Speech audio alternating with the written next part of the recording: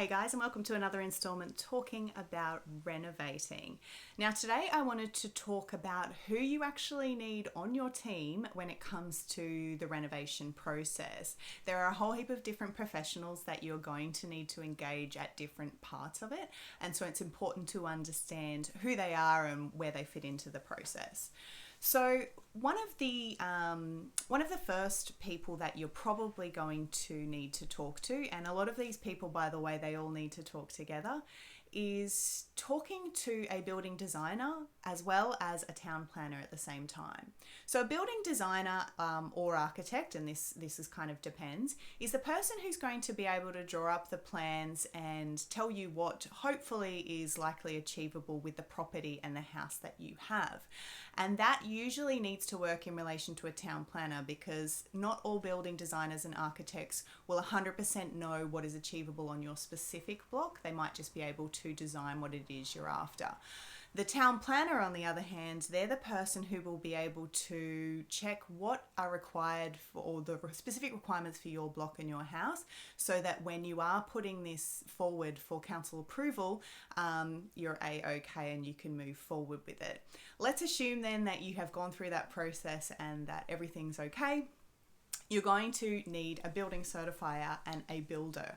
Again, these two, it would be nice if these guys are friends and they work together, because the building certifier is ultimately going to have to sign off on the build once it's done to make sure it's all above board.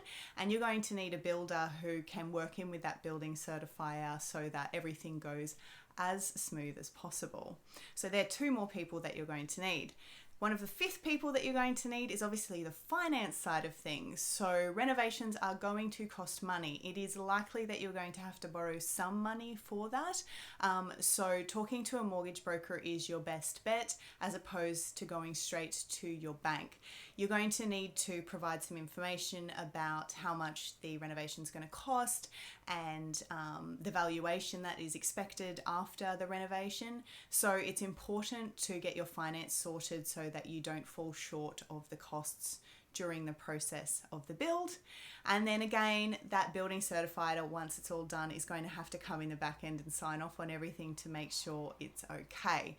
Additionally, there is likely that you're going to have some peripheral people through the process, but they're not necessarily mandatory. So if you're doing things that include outside stuff, you might need to get some landscapers in.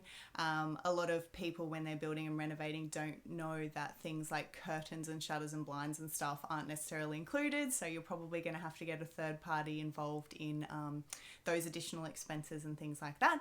But I just thought I'd highlight the main people that you're going to need throughout the renovation process. As people's financial advisor, we obviously help them in sourcing those people and working with them where we need to.